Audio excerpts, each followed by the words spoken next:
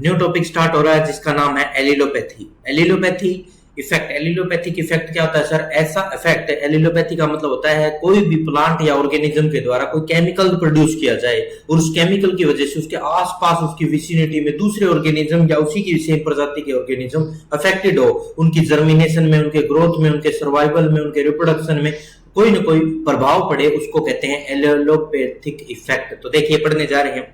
Allelopathy is a biological phenomena is a biological phenomena by which an organism produce one or more biochemicals, important बात biochemicals, that influence the germination, जो उसके प्रभाव करेंगे किसको? germination को, growth को, survival को, reproduction को of other organisms। एलिलोपैथी जो शब्द है वो ड्राइव किया गया एक ग्रीक वर्ड है, ये एग्जाम में आ चुका है। कौन सा वर्ड है? Greek word. जैसे एग्रीकल्चर क्या है? लैटिन है, वैसे ये क्या है? ग्रीक। एलिलोन और एलील से मिलके बना है। एलिलोन या एलील का मतलब होता है म्यूचुअल, एक साथ, ईच अदर, एक दूसरे के साथ। पैथोन्स का मतलब होता है सफर, उसको इफेक्ट करे, सफर करे, सफरिंग, दूसरा इफेक्ट हो, एक के साथ दूसरा रहने की वजह से अफेक्टेड हो, इस प्रोसेस को ही एलिलोपैथी कहा जाता है। बताओ इस स्लाइड में कोई प्रॉब्लम है किसी को? क्या एलिलोपैथी क्या होता है और वो कैसे किसी दूसरे ऑर्गेनिज्म को अफेक्ट करता है? ये बात समझ में आई भी सभी को? नेक्स्ट स्लाइड की तरफ बढ़ते हैं। नेक्स्ट स्लाइड में बताया गया इंट्रोडक्शन। इंट्रोडक्शन कैसे सर? देखो ये पहली बार एलिलोपैथी वर्ड किसने दिया, कैसे आया, इसके बारे में थोड़ी सी इंट्रोडक्शन है, तो देख लेते हैं ये भी। देखो भाई, हेंस मोलिच ने 1973 में, द प्लांट फिजियोलॉजिस्ट थे वो, यूनिवर्सिटी ऑफ वेना में पढ़ते थे, Austria, find the term allelopathy. Allelopathy term पहली बार हेंस मोलिच ने दिया 1973 में, जो कि एक प्लांट फिजियोलॉजिस्ट थे और वेना यूनिवर्सिटी ऑस्ट्रिया में वो पढ़ते थे, और उन्होंने ये टर्म एलिलोपैथी हमारे सामने प्रोड्यूस करी 1973 में। ठीक है भाई, फर्स्ट पॉइंट कवर हुआ। It was the first reported by, हाँ पहली बार जो एलिलोपैथी इफेक्ट है वो कहाँ देखा गया? अल्फा लफा होता है वैसे तो, अल्फा लफा नाम की एक ये दाल है जिसके अंदर ये पहली बार ऑब्जर्व किया गया। फर्स्ट एलिलोकेमिकल एक्सट्रैक्ट कहां से किया गया? पहली बार केमिकल को निकाला कहां से गया? पहली बार तो वो था वॉलनट, अखरोट। ये दोनों क्वेश्चन पूछे जा सकते हैं। पहली बार रिपोर्टेड अल्फा लफा, और फर्स्ट एलोकेमिकल वाला एक्सट्रैक्टेड फ्रॉम, निकाला कहां से गया? वॉलनट। ये दोनों क्वेश्चन पूछे जा सकते हैं। It is the process involving secondary metabolites. देखना प्राइमरी मेटाबोलाइट्स नहीं होते, सेकेंडरी मेटाबोलाइट्स होते हैं, प्रोड्यूस्ड बाय किसी भी एल्गी के द्वारा, बैक्टीरिया के द्वारा, प्लांट के द्वारा, which influence the growth of other और सेम स्पीशीज, जो अपने ही ऑर्गेनिज्म को भी अफेक्ट कर सकते हैं और दूसरों को भी अफेक्ट कर सकते हैं, किसी भी एल्गी, बैक्टीरिया, प्लांट्स के द्वारा जो सेकेंडरी मेटाबोलाइट्स प्रोड्यूस किए जाते हैं। अब तुम्हें समझ में नहीं आ रहा सेकेंडरी मेटाबोलाइट्स क्या होता है? तो एक होते हैं प्राइमरी मेटाबोलाइट्स जो नेसेसरी है उनकी लाइफ को जिंदा रखने के लिए, जैसे कार्बोहाइड्रेट, प्रोटीन, फैट, ये होते हैं प्राइमरी। और जो सेकेंडरी होते हैं उनकी हेल्प से जैसे कोई भी चीज बनाई जाए, जैसे गम बनाया गया है, स्पाइसेस बनाए गए हैं, ये क्या है? सेकेंडरी मेटाबोलाइट्स है। ठीक है, इस तरह सेकेंडरी मेटाबोलाइट्स का यूज करते हैं किसी केमिकल के रूप में, और उससे क्या होता है? एलिलोपैथिक इफेक्ट दूसरे ऑर्गेनिज्म पे, अपनी स्पीशीज के दूसरे ऑर्गेनिज्म पे डाल दिया जाता है किसी भी प्लांट या किसी ऑर्गेनिज्म के द्वारा। समझ में आया भाई? नेक्स्ट स्लाइड की तरफ बढ़ते हैं। एलिलोकेमिकल्स, कौन कौन से केमिकल हो सकते हैं सर इसमें? तो उन केमिकल्स के बारे में भी पढ़ ही लेते हैं। देखो जो केमिकल हैं उनके नाम देखें कुछ। सबसे पहले नेम ही बताता हूँ। सिनेमिक या बेंजोइक एसिड हो गया, फ्लेविनॉइड्स हो गए, टर्पिन्स हो गए। टर्पिन्स हो सकते हैं, फ्लेविनॉइड्स हो सकते हैं, सिनेमिक या बेंजोइक एसिड हो सकते हैं। ठीक है, allelochemicals are the mostly so called secondary metabolites. ये तो मैंने कह दिया था, सेकेंडरी मेटाबोलाइट्स का यूज करते हैं एलिलोकेमिकल्स के रूप में, कभी भी प्राइमरी मेटाबोलाइट्स नहीं हो सकते। Produced by organism such as plants, animal, fungi, algae, bacteria, किसी के द्वारा भी पैदा किए जाते हैं, और माइक्रो ऑर्गेनिज्म कोई भी हो सकता है। which are not needed for the basic primary metabolites, कोई भी प्राइमरी मेटाबोलाइट्स इसमें नहीं हो सकता। rather they have ecological functions counter balance the abiotic और बायोटिक स्ट्रेसेस, जो स्ट्रेसेस होती हैं उनको काउंटर बैलेंस करने के लिए इन केमिकल्स का यूज किया जाता है। Allelochemicals affect other organism either in their physiology, उसकी ग्रोथ, उसके बिहेवियर या उसकी लाइफ हिस्ट्री को अफेक्ट कर सकते हैं ये एलोकेमिकल्स।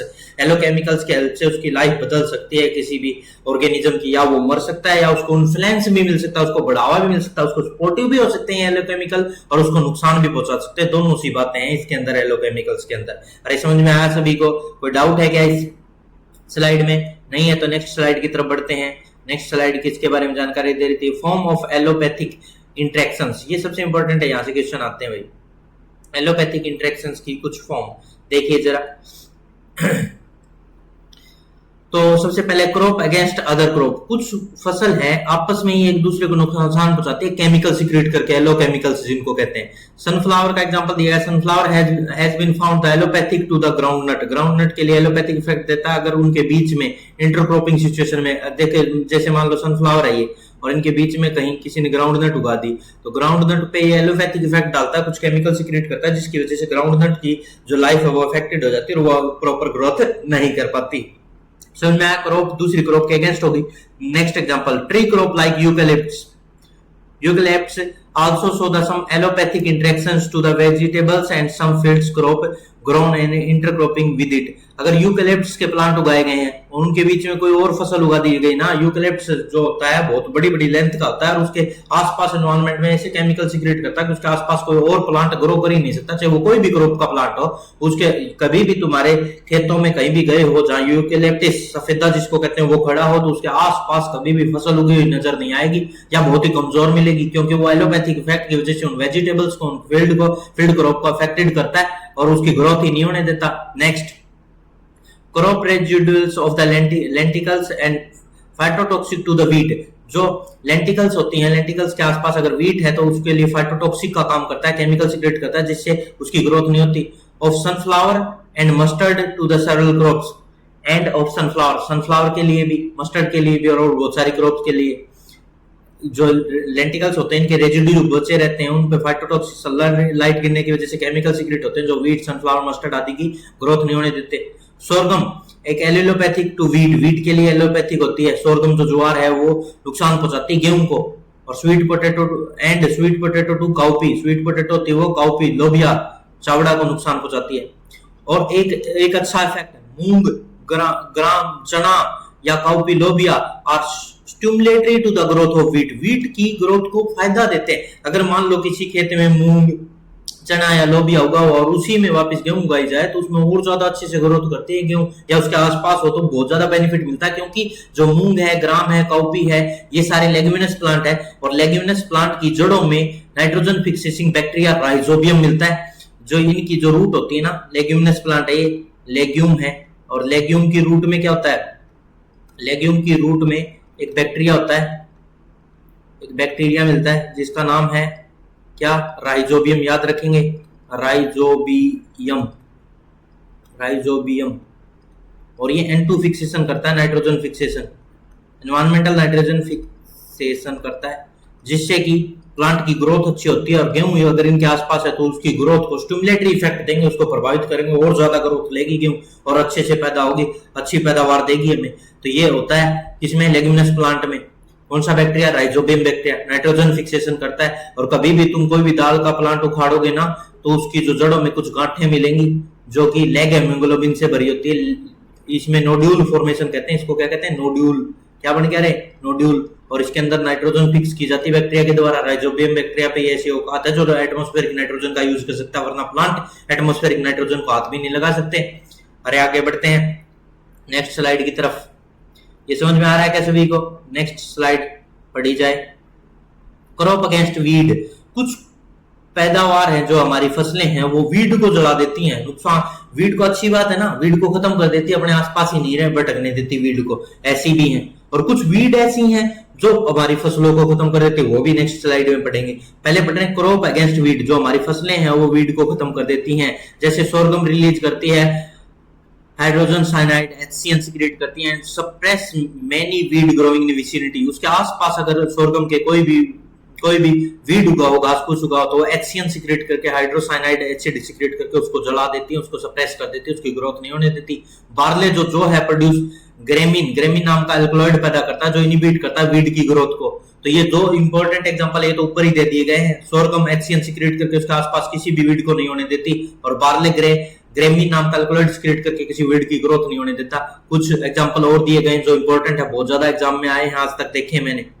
मैच चीनोपोडियम, बथुआ, अमरेंथस, जंगली चोला, इनको नहीं होने देता अपने आसपास। सोरगम ज्वार है, ज्वार भी अमरेंथस की कुछ वैरायटी को, ब्रोम्स, पैक्टिनस और स्ट्रेस वेडिस, इनको नहीं होने देते अपने आसपास सोरगम।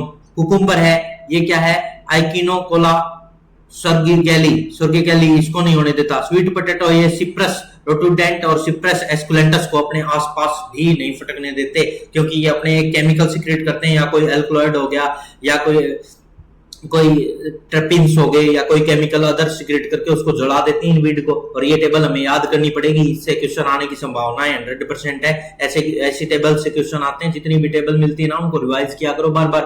बिल्कुल एग्जैक्ट याद कभी भी नहीं होती कोई भी चीज, परंतु वहां ऑप्शन मिलता है, ऑप्शन में हमें ध्यान आ जाता है, हाँ ऐसा मैंने कुछ पढ़ा था। ऐसे ऑप्शन दूर दूर मिलते हैं, कभी भी आसपास के ऑप्शन नहीं बनाता वो तुम्हें ज्यादा कंफ्यूज नहीं करना चाहता एग्जाम बनाने वाला। वो तुम्हें सिंपली ये देखना चाहता है कि तुमने कुछ पढ़ाई की क्या, थोड़ी बहुत पढ़ाई की, उसी बेस पे तुम्हारा क्वेश्चन ठीक हो जाता है और तुम्हारा क्वेश्चन ठीक हो जाता है। ऐसी कोई बड़ी बात नहीं है। तो नेक्स्ट स्लाइड की तरफ बढ़े।